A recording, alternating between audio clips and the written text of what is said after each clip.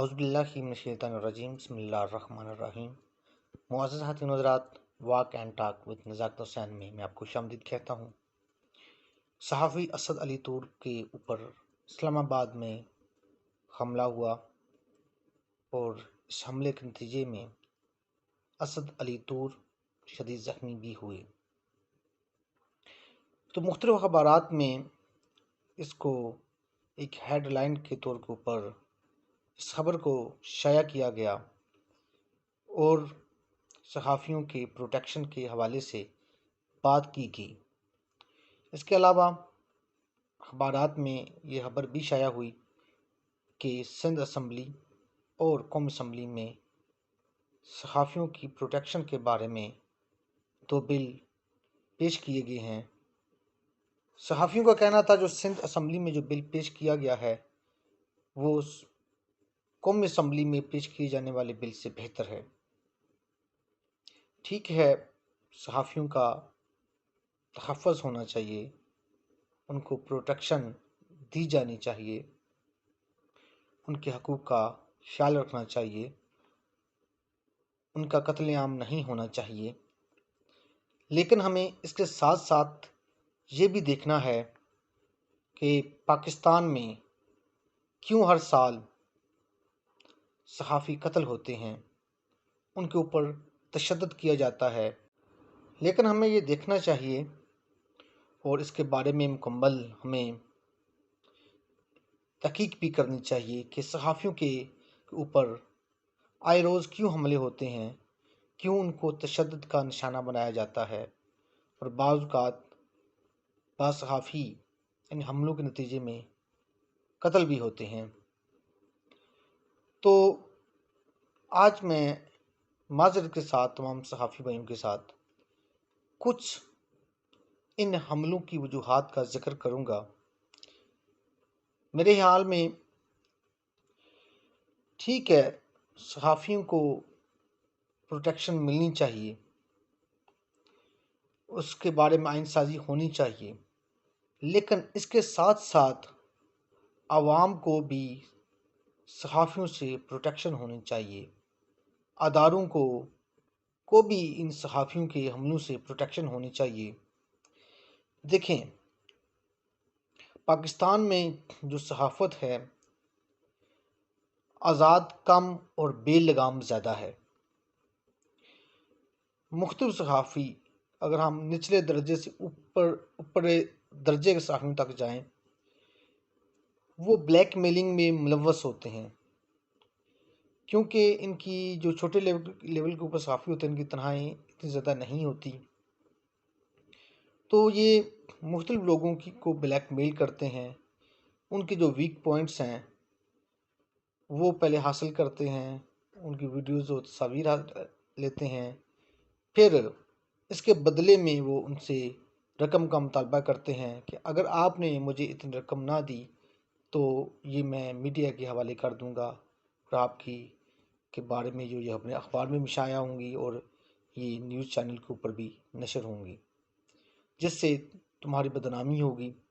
تو بہتر یہ ہے کہ آپ مجھے کچھ پیسے دیں اور جو آپ کی فوٹوز اور تصاویر جو آپ کے متعلقہ آپ کے جو ویک پوائنٹس ہیں وہ میں ڈیلیٹ کر دوں گا۔ تو اس شخص کے پاس 2 ہی آپشن ہوتے ہیں، ایک یہ کہ وہ ان کی بات مان کر ان کو پیسے دے دے، نمبر 2 ان کو شائع ہونے دے، جبکہ جو تیسرا آپشن ان کے پاس جو آتا ہے وہ ہے تشدد کا، ان کو پکڑنا، ان کا گھیراؤ کرنا، مارنا پیٹنا۔ تو زیادہ تر جو صحافیوں کو مارا پیٹا جاتا ہے اس کی مین ریزن یہ ہوتی ہے کہ جو صحافیوں کو جو بلیک میل کر رہے ہوتے ہیں چند پیسوں کے لیے، مختلف ریٹ اس کے لیے مقرر ہوتے ہیں، اور یہ جو کام ہے یہ چھوٹی لیول کی صحافت سے لے کر بڑے لیول کی صحافت تک ہوتا ہے۔ جب بڑے لیول کے ہم پہ جاتے ہیں، ہم جب بڑے بڑے صحافیوں کو ہم بات کرتے ہیں، جب وہ ملکی مفادات کے خلاف کام کرتے ہیں، آواز اٹھاتے ہیں، اداروں کے خلاف بات کرتے ہیں، تو ظاہر سی بات ہے ایک ریاست ہے اور ریاست کے کچھ اصول ہوتے ہیں، کچھ قوانین ہوتے ہیں کوئی بھی عنصر ہو، چاہے وہ صحافی ہو یا عسکریت پسند ہو، کسی قسم کا بھی کوئی بھی شخص یا کوئی بھی عنصر جو ملک کے اداروں کے خلاف کام کرے گا، ملک کے اداروں کے خلاف کام کرنے کا مطلب یہ ہے کہ آپ پاکستان کے خلاف کام کر رہے ہیں، پاکستان کے خلاف آپ بول رہے ہیں، تو ادارے اس کے خلاف حرکت میں آتے ہیں۔ پہلے ان کو سمجھایا جاتا ہے، اگر اس کے باوجود وہ پھر باز نہیں آتے، پھر ان کو تشدد کا نشانہ بنایا جاتا ہے یا مختلف طریقوں سے ان کو قابو میں کیا جاتا ہے۔ اب یہ ہے، اور پاکستان میں جو میکسیمم جو صحافی ہیں، آپ جو میڈیا سے تعلق رکھتے ہیں لوگ، ان میں 90% وہ لوگ، متعدد اندازے کے ساتھ بات کر رہا ہوں، وہ سیکولر مائنڈ کے ہیں، اور وہ ڈکٹیشن جو امریکہ اور یورپی کنٹریز سے لیتے ہیں، اور وہ بیرون ملک کے جو عناصر ہیں ان کے ساتھ ملے ہوتے ہیں، اور میں یہ کہوں گا کہ یورپی اور امریکی اسرائیلی ایجنسیوں کے ساتھ بھی لوگوں کے تعلق ہوتے ہیں، اور جھوٹ کے تو بہت بڑے ماہر ہوتے ہیں۔ یہ جھوٹ بولتے ہیں میڈیا کے اوپر، اس کے بارے میں کوئی تحقیق نہیں ہوتی، کوئی تفتیش نہیں ہوتی، کوئی عدالت میں ان کے خلاف کارروائی نہیں ہوتی، اور جو چاہے منہ میں آئے وہ یہ کرتے ہیں۔ اور ایک نیکسٹ پرابلم یہ ہے کہ صحافی بھی ملک میں امتیازی سلوک رکھتے ہیں، مذہبی جماعتوں کے خلاف ان کا پروپیگنڈا عروج پر ہوتا ہے، اسلام کے خلاف سازشیں کرنے میں یہ پہلے نمبر پر ہوتے ہیں۔ آپ ڈان نیوز کسی ڈیٹ بھی آپ اٹھا لیں تو اس میں آپ کو کم از کم ایک آرٹیکل ضرور ملے گا جو کہ اسلام کے خلاف لکھا ہوتا ہے، اسلام کی بنیادی تعلیمات کو انہوں نے ٹارگٹ کیا ہوتا ہے، علماء کرام کو ٹارگٹ کیا جاتا ہے۔ اور ایک اگر مذہبی جماعت ہے، اس کی میڈیا کے اوپر تشہیر کم کی جاتی ہے، بلکہ کوشش یہ کی جاتی ہے کہ اس کا ایک نیگیٹو امیج میڈیا کے اوپر پیش کیا جائے، اور جب کہ کوئی بھی سیکولر کام ہوتا ہے، چاہے وہ عورت مارچ ہو یا عورتوں کا ایسا کوئی بھی جو ملک میں سیکولرزم کو جو ترقی دے، اس کو پروموٹ کیا جاتا ہے۔ یہ جو کچھ چیزیں ہیں کہ جو صحافت ہے وہ خود بھی بے لگام ہے، اس کے بھی کچھ رولز اینڈ ریگولیشن ہونے چاہیے، کہ اس کے اوپر بھی کچھ قدغنیں ہونی چاہیے کہ کوئی بھی